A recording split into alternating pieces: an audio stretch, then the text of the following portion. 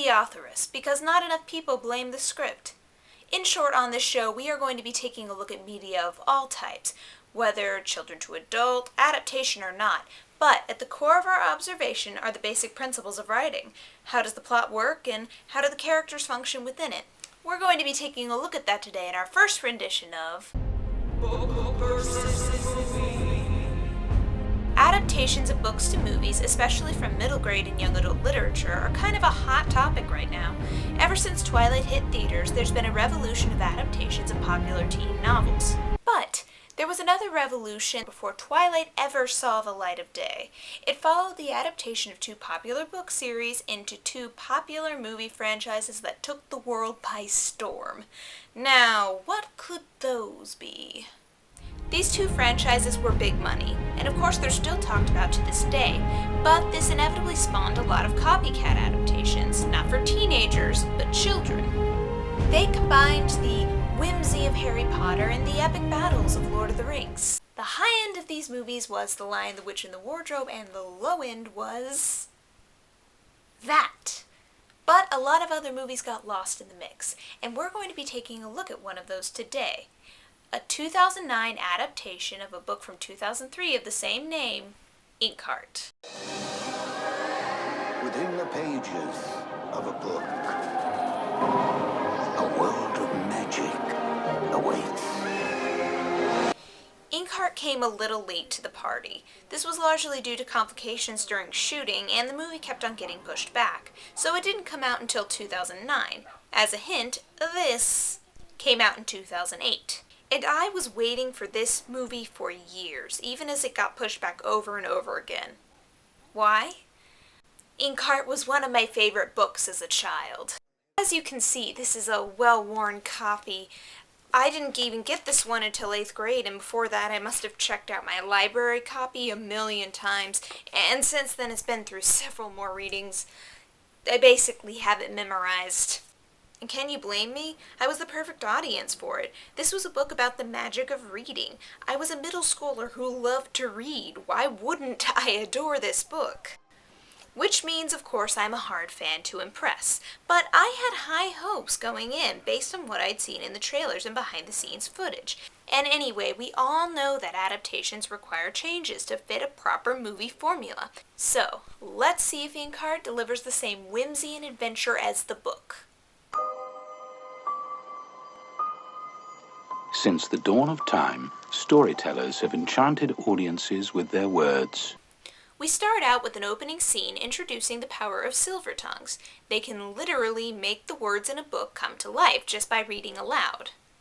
This wasn't in the book, as it's largely from the main character Meggie's limited third-person perspective. She doesn't know about her father's gift, and we, as readers, find out what it is along with her. I'm not a fan of how this gets rid of the mystery. To me, it seems like a lazy prologue that editors always tell you to chop off. Trust your viewers, guys. Most of these silver tongues, as they are known, prefer to keep their skills a secret.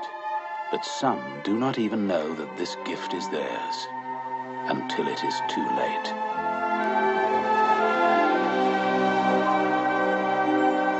Cut to 12 years later as we see Meggie grown up, and now played by Elizabeth Bennet, driving with her father, Mo, played by Brendan Fraser. I could make a joke about how Brendan Fraser is always playing Brendan Fraser, but in this case it works, since Brendan Fraser was the author's inspiration for Mo in the book. He's the best possible casting choice, even if he couldn't be bothered to learn a British accent. Hey, look, Harry the Spy. I want to go inside. You want to come with me? The secret garden. I guess you can stay here. According to Meggie, her father always seems to be looking for one book in particular. This book happens to be Inkheart. As he goes into yet another bookshop to look for it, the books start to call out to him. What do you say to calling him Black Beauty? This wasn't in the book, but I'm a fan of this change. You see, in the books, each chapter began with a quote from some classic work of fiction. You can't do that in a movie, but this is a nice way to work it in, keeping the spirit of the book alive, but adapting it for the screen. Sure enough, in this bookshelf, Mo hears the right book calling out to him. Capricorn's men are looking for dust cover in the wrong place. Southwest end of Treasure Island. He hadn't left the village. He hadn't even tried. Dustfinger was in Basta's house. Fun fact, the words he's hearing actually come from the real-life book Inkheart. It's from the beginning of chapter 52, page 469. God, I've read this book too many times. At long last, he's found the book he's looking for. But... introducing the best casting choice in this movie! Woo! Yes! I've been looking for you. I've been one step behind you for years. This is Dustfinger, and I love this casting. He looks like I pictured, and he gives a performance that mixes mysterious and pathetic. A perfect choice for this character. And given that he's my second favorite character in the book, this was an important choice to get right. I'm sure my favorite character will be cast just as well. Dustfinger talks to Mo and tries to get him to send him home. We get the feeling that he was read out of the book by Mo 9 years ago. He also warns Mo that someone named Capricorn is after him, and his men are waiting at their home to capture them. Mo, however, decides to just run away. Chase scene time! Dustfinger hasn't even done anything particularly threatening. In fact, he warns Mo of the danger. So what's the motivation here? I know he doesn't want to read, but is that an excuse to start running? In the book, Mo lets Dustfinger come along with them when they run away because he's a trusting guy. So Dustfinger is with them when they go to Aunt Eleanor's house to hide. It's a weaker inciting incident and a little bit more tacked on and rushed. But, oh well, I guess we're without Dustfinger as we go to Aunt Eleanor's house. Meggie's aunt is played by... What? Eleanor? Well, for the love of Thomas Hardy. Helen Mirren. Another stellar casting choice. She doesn't exactly have the look of Eleanor, but she has the attitude. And I've got to tell you, the casting so far in this movie has been great. Beyond what I usually expect out of an adaptation. I just can't wait to see the villains. They spend some time in Eleanor's house, talking a whole lot about how wonderful books are. The written word.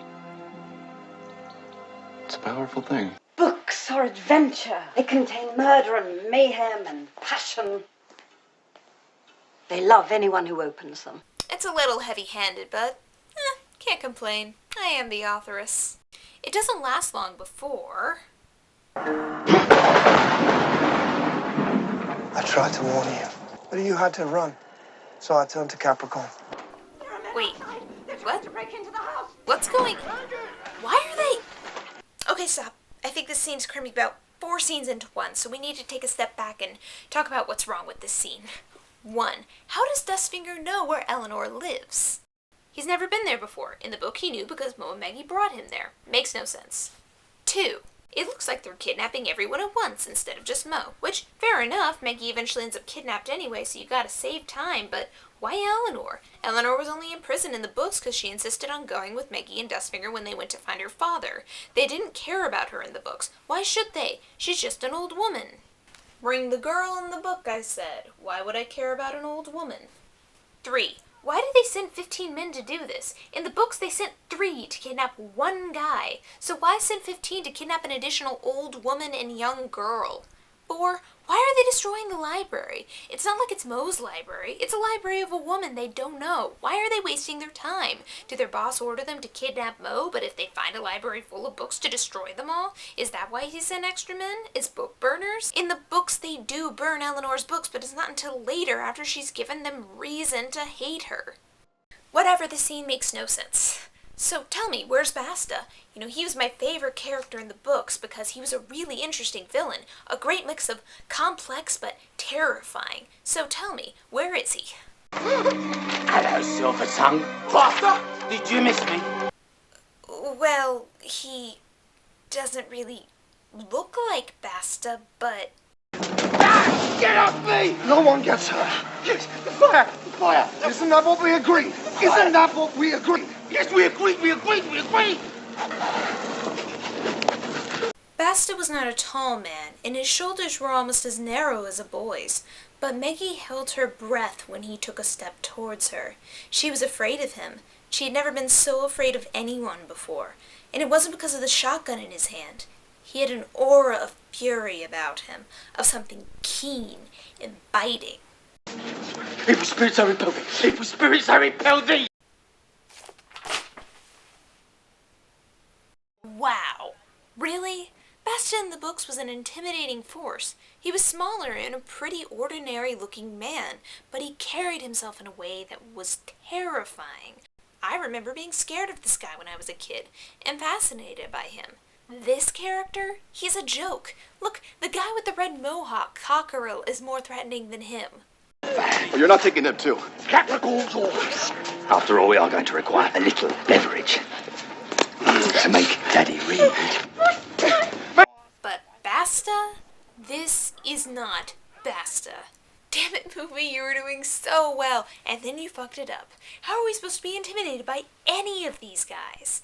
They all look like a sad combination of Grease meets Rocky Horror Picture Show. It's adorable how non-threatening they are. Our only hope is that Capricorn, the main villain, is better. See, they're going to his village right now, and as we all know, Capricorn is an intimidating force to be reckoned with. He's tall and gaunt, expressionless with colorless, terrifying eyes.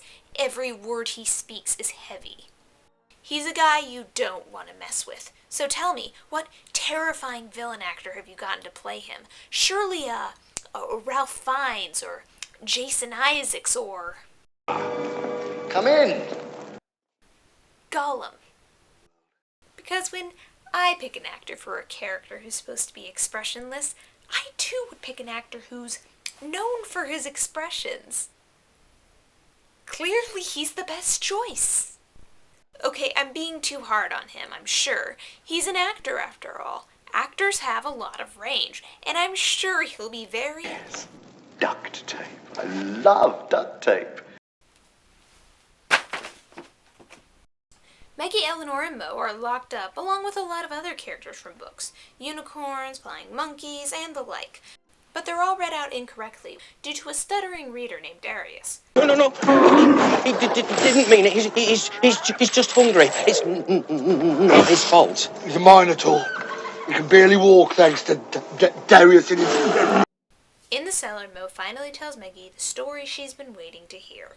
That he read out Capricorn, Dustfinger, and Basta one night while reading aloud. But the gift has a price, and Meggie's mother was read into the book. That's why he's been trying to find Inkheart all of these years. But Mo is a better reader than Darius, so of course Capricorn wants him to read. I'm not going to read out loud if that's what you're intending. Not with them in the room. Bring the girl up, please. You take your...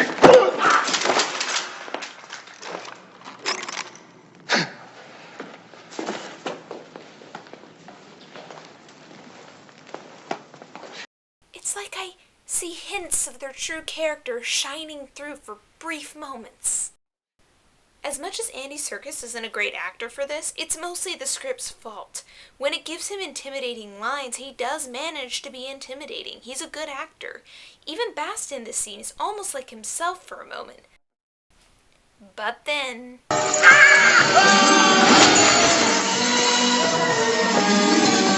Yeah, keep hamming it up, guys. I'll just go cry in a corner. Mo reads out gold from the world of 1001 Arabian Nights, but also another boy named Farid. Dustfinger then demands that he be returned to Inkheart so that he can go home. Again, Bettany captures the pathetic desperation of this character. But Capricorn is not to be trusted, and he burns the book instead, meaning that Dustfinger won't be able to go home, and Mo won't be able to see his wife again. Go and get your burns tended to, otherwise I'll be forced to cancel our weekly juggle night. And you know how much I look forward to juggle night. And in the next scene, Dustfinger goes to have his hands healed, and we see Mo's wife, Risa. Yep, there she is. You know, for a minute there, I thought there would be some kind of tension about needing to find another copy of the book so that they can get her back. But nope, the tension is broken immediately. It wouldn't have been, but guess what? You guys decided to show a prologue with Risa Fullchart. We didn't forget her face, movie. In the book, this was a mystery. We didn't know Meggie's mother's name or what she looked like. We didn't find out who she was until later, which gave the destruction of the book tension.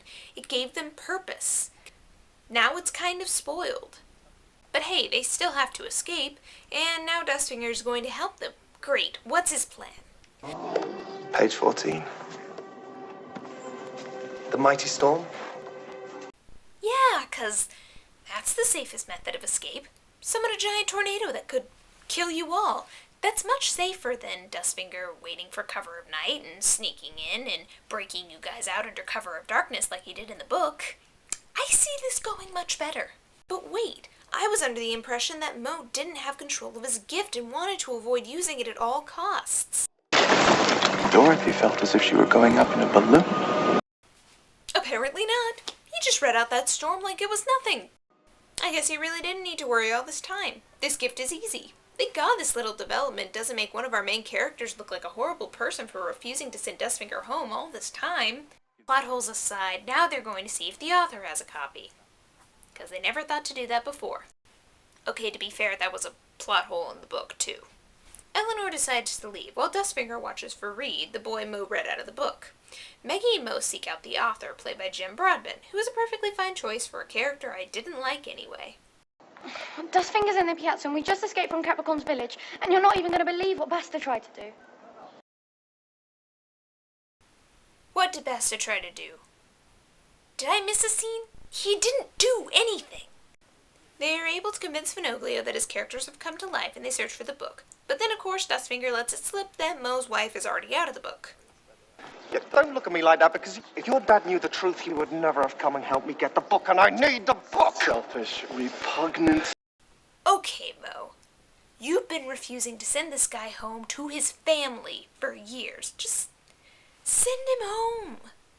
You're calling him selfish for not pointing you towards your wife, yet you wouldn't read him back. You are the guilty party here, Mo. In the books you weren't, because this was better written. So Mo and Dustfinger go back to the village to get Meggie's mother, leaving Meggie behind.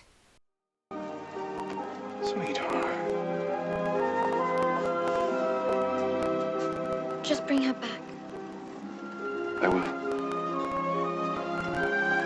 Yeah, I bet this is going to go smoothly for her. I'll bet she's out of the rest of the movie. I should know that the actress who plays Meggie does a decent enough job with nothing. Meggie's character in the script doesn't have much to work with, even though she has a few good lines. Meggie's never been the most interesting character, especially since she's largely passive for the first half of the movie and book. She's tossed around from place to place and used as leverage, but this changes when she discovers she's a silver tongue, reading Toto out of The Wizard of Oz. And right at that moment... I'm sorry, I had no choice. But look, it's Basta. And, I'm sorry, but I'm afraid all the henchmen blend into one, even to me. Hello, Princess. Where's your father? I told them he'd gone back, but they don't believe me. You told them? He held a knife to my throat. Isn't he awful? Not awful enough. After finding out about Meggie's new gift, Basta and Flatnose take her and the author back to the village. Meanwhile, Mo and Dustfinger, joined by Farid, who has snuck along with them, sneak through the village to find Risa. But Dustfinger ends up being caught. Look who's back. She's nice. Whoop.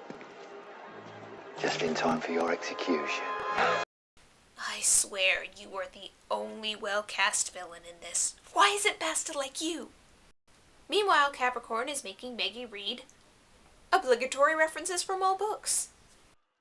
God, this gift is easy to use. And look, no consequences. No people or chairs disappearing. This gift is awesome. Why don't they use it all the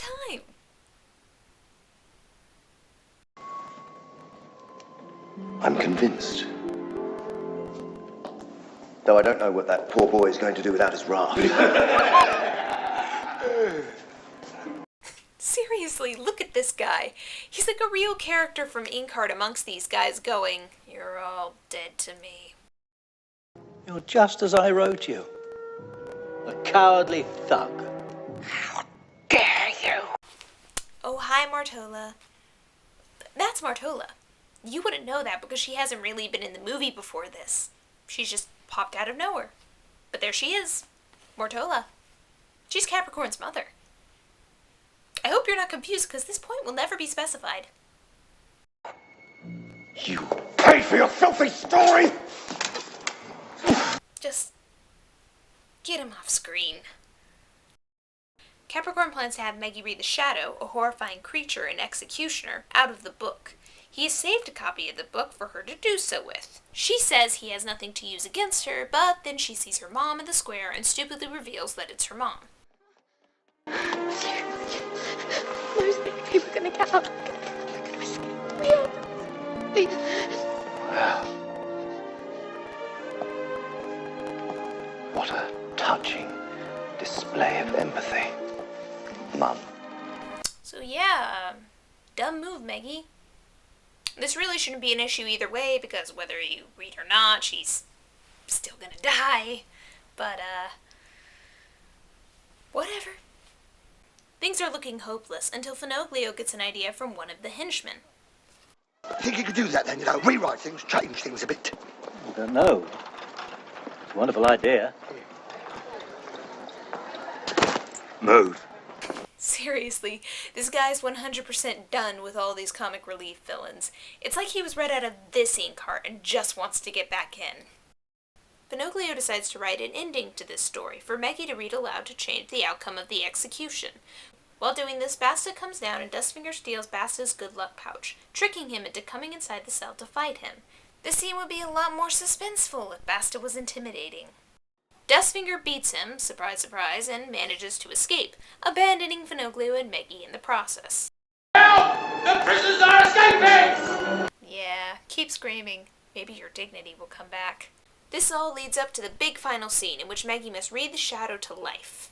Try anything funny, or you'll never see your mother alive again. Yeah, and if you don't try anything funny, your mother still dies, so don't really know what your motivation is here. As the execution begins, Farid and Dustfinger set fire to the castle in hopes of creating a distraction, but Meggie reads to life the shadow, who turns out to be a pretty decent effect. But fortunately, Finoglio gets the paper to her, using the dog. Yeah. And Meggie has the chance to turn the tide. Yet one starlit night, the shadow heard a different voice. The voice of a girl, and when she called his name, he remembered. He remembered all those from whose ashes he was made, all the pain and grief. The shadow remembered he was determined to take revenge. Revenge on those whose cruelty was the cause of all this misfortune. He does her reading! Meggie, watch out! They have a little fight scene. Eleanor, who's had a change of heart, shows up again with all the magical creatures, and Mortolo manages to get the paper away from Meggie. But, in a change I actually like, Meggie has to write the ending herself and read her own words. This wasn't in the book, but it gives Meggie a lot more agency. She's not just a tool. She must save the day in the end. It's weird, but this is kind of a more satisfying climax, simply for this fact. In the book, Meggie doesn't even finish reading the page herself. Mo does. This is all Meggie, and since she's the main character, it's only fitting. Gold Star movie. Capricorn's ink black soul filled with terror, as he saw the end was near, and so too did the souls of all those within the Shadow's Gate, who had committed villainy in Capricorn's name, and then they flew away, like ashes in the wind. She sends all the book characters back to where they came from. Unfortunately, Dustfinger misses this train, but Mo does keep his promise and reads him back himself. And it's a happy ending for all. So, what's this movie's final grade? Well, the movie has good and bad parts about it. The casting for the heroes is stellar. They do a great job in their roles. The movie keeps the whimsical tone of the book for the most part and stays true to its message. Books are adventure. Even though it's a movie, it still encourages kids to read. Sometimes the message is heavy-handed, but it works well for the most part. Where this movie falls apart is the stakes. The villains, with the exception of Cockerel, are not scary. The stakes don't feel as high because we know Maggie's mother is out of the book. There's no mystery about the plot. It sucks out a lot of the tension from the script and makes just an okay family flick. Nothing really great. After all, it could have been a lot worse. It won some and lost some, but in the end, I have to give this picture a B. It's not surprising that this average movie faded into the woodwork, but I'll remember it with some fondness. Parts of it. I'm the authoress. See you next time.